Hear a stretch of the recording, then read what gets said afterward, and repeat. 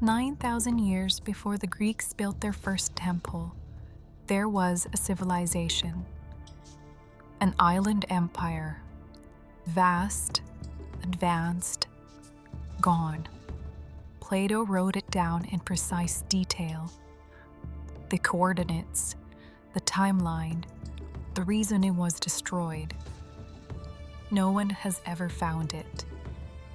But the story has never stopped being told. Hey, I'm Raven from Gravetide Studios. Atlantis was the first ancient mystery I ever fell down a rabbit hole on. I was probably 12, reading everything I could find, convinced someone was hiding the answer. What I didn't expect, coming back to it as an adult, is that the real story is stranger than the legend. Not because Atlantis is real in the way the internet wants it to be, but because of what Plato actually wrote, why he wrote it, and what was happening in the ancient world at exactly the moment this story was set. There's genuine history buried underneath this myth. And that's what this episode is about. Every version of Atlantis, every book, every documentary, every theory traces back to one source. One man, one text, written in Athens around 360 BC.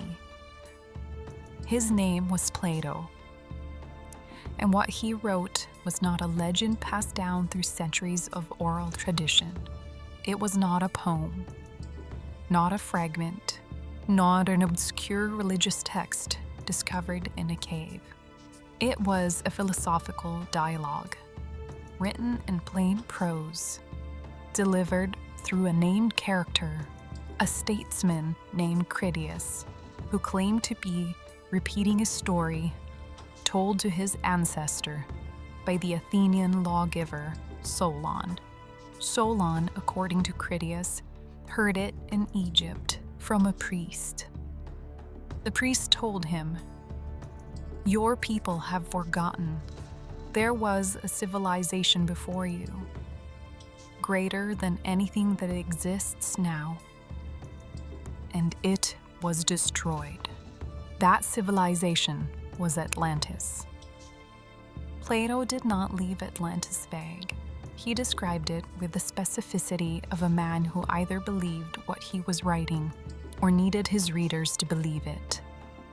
The island sat beyond the Pillars of Hercules, what we now call the Strait of Gibraltar, in the Atlantic Ocean. Larger than Libya and Asia combined, he said.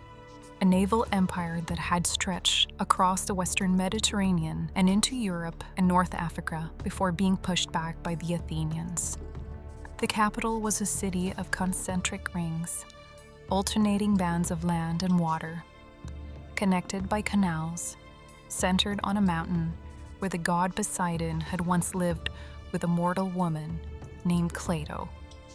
The Atlanteans were her descendants, half divine, brilliant builders, masters of metalwork and agriculture and seafaring. For generations they were noble, virtuous, wise. Then, slowly, the divine blood thinned. They became corrupt, greedy, hungry for more than the island could contain. And Zeus, watching from above, decided to punish them. In a single day and night, the island sank beneath the ocean.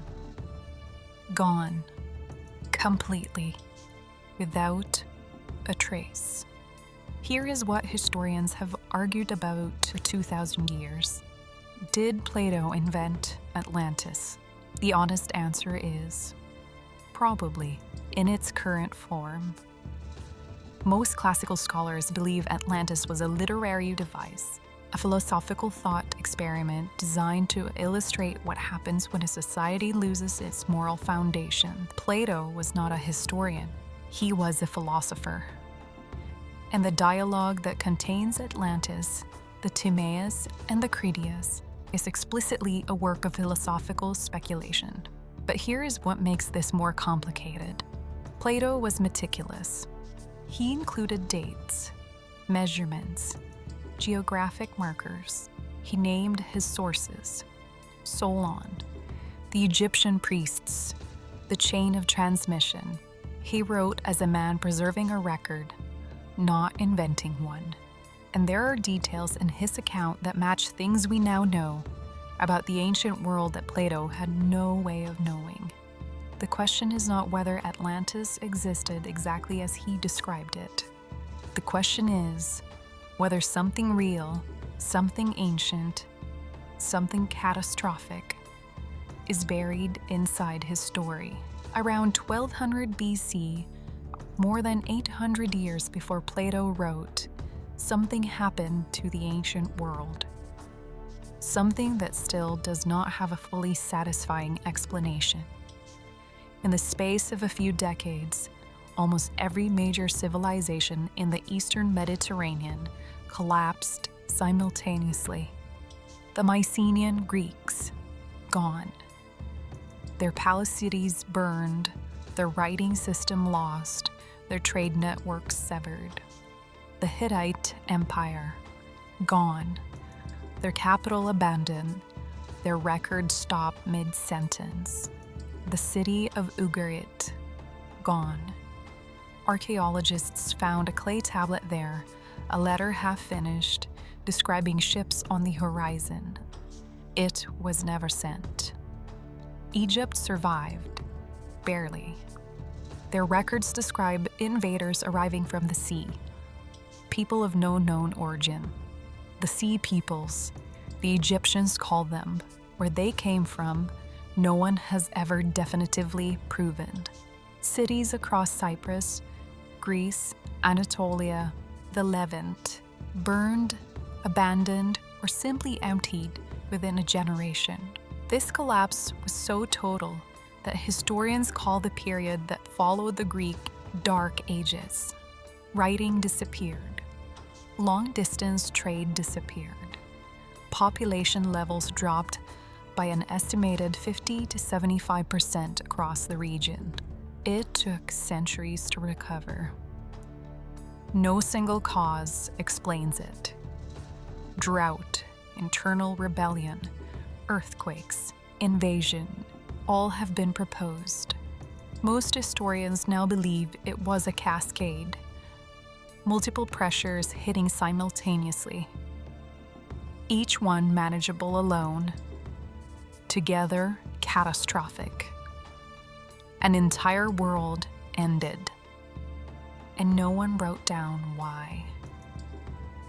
In the Aegean Sea, north of Crete, there is an island called Santorini.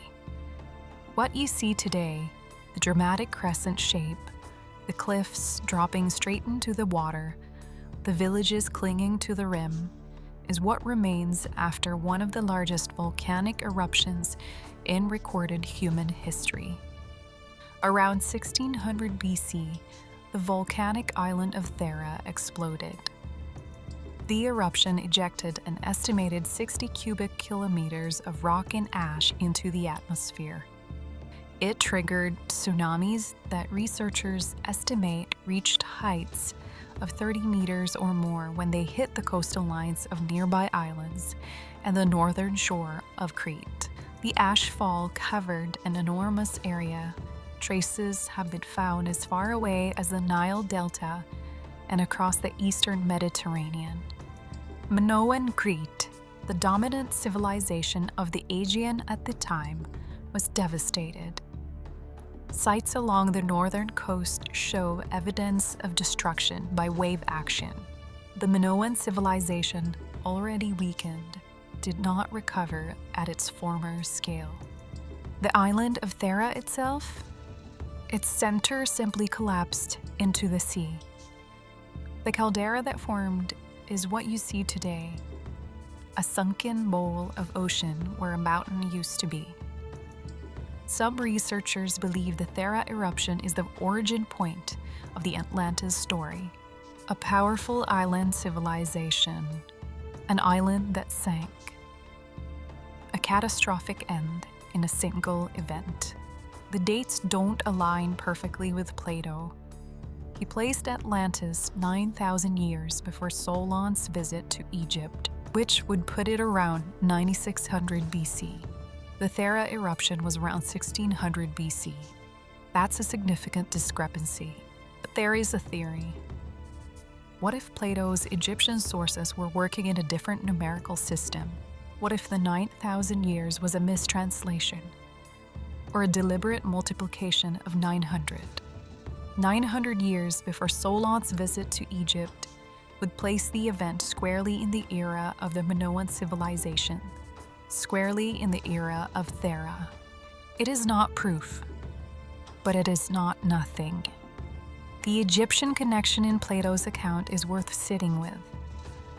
Solon visited Egypt around 590 BC. The Egyptian civilization by that point was ancient, even by ancient standards. Over 2,000 years of continuous recorded history.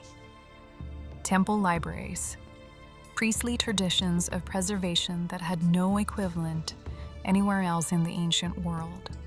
If any culture could have retained a memory of a Bronze Age catastrophe, the Thera eruption, the collapse, the lost civilizations, it would have been Egypt. The Egyptian priests Plato describes were not mythologizers. They were record keepers.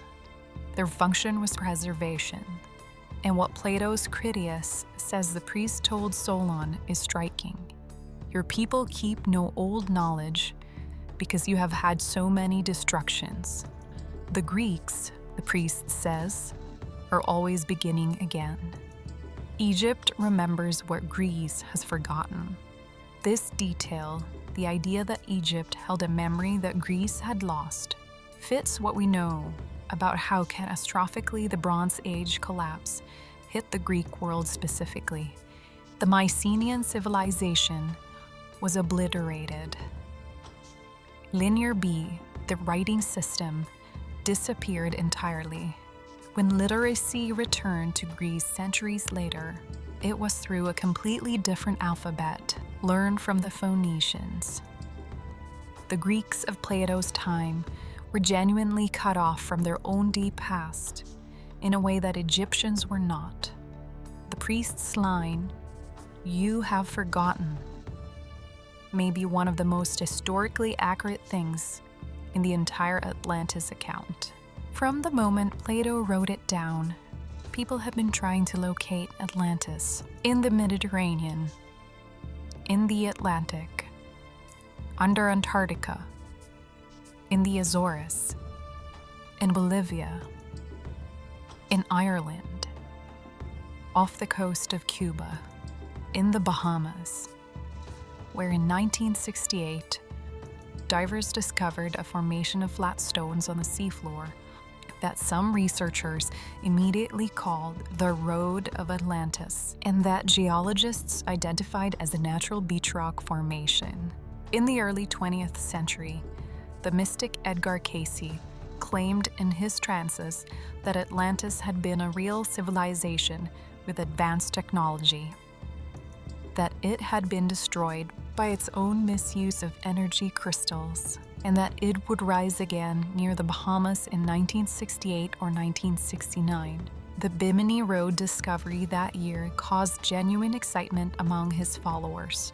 The Nazis sent expeditions looking for Atlantis. So did various 19th century occultists who believed the Atlanteans were the root race of humanity.